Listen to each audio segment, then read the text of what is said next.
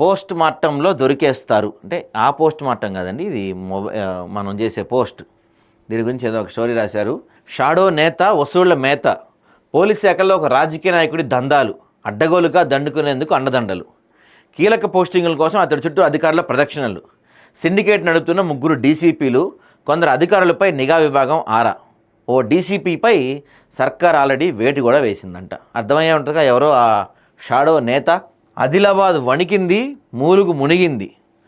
ఈ టైంలో మీ ప్రాసలు ఏందండి? పాపం పక్కన వరదలు ఈ వాటిలో కొట్టుకుపోతుంటే ఇట్లాంటి టైంలో కూడా ప్రాసలు అవసరమా? ఆదిలాబాద్ కోజా కాలనీలో వరద ప్రవాహానికి కొట్టుకుపోతున్న కారు. బాబా, ఇది చూసారా? భారీ వర్షాల కారణంగా ఆదిలాబాద్ పట్టణంలోని గ్రీన్ సిటీ ప్రాంతంలో నివాసాలను చుట్టుముట్టిన వరద నీరు. ఇల్లు ఈ నివాసాలన్నీ కూడా అంతకుముందు ఇది చెరువై ఉంటుంది గ్యారంటీగా. చెరువో పొలమో లా ఉంది ఇదంతా చూడబోతుంటే. దాంట్లో ఈ ఇల్లు కట్టినట్టున్నారు బహుశా. సరే, మొత్తం ఏదైతే ఈ వర్షాలు ఇంకా వదలని పరిస్థితి కనపడుతుంది.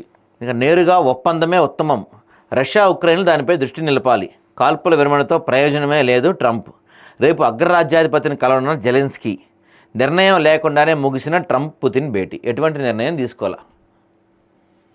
సో ఎవరిపైన కోపాన్ని ప్రదర్శించడానికి సీఎం కాలేదు, వాళ్ళ దుఃఖానికి నా గెలిపే చాలు, అధికారంలో ఉన్నంత కోసం పేదల కోసమే పనిచేస్తా, పుస్తకావిష్కరణ సభలో ముఖ్యమంత్రి గారు చెప్తున్నారు. నిన్న ఇక్కడ పుస్తకం ఆవిష్కరించారు ఒకటి. సో ఆ బుక్ ఆవిష్కరణలో పాల్గొన్నారు.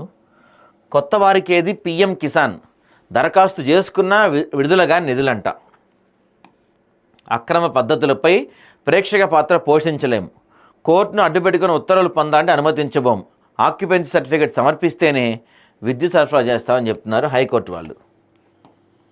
ఇక రాష్ట్రపతి గవర్నర్లకు గడువు విధించడం తగదు, అది అధికార పరిధిలోకి చొరబట్టమే, కోర్టులు రాజ్యాంగాన్ని సవరించలేవు, సుప్రీంకోర్టుకు కేంద్రం స్పష్టీకరణ.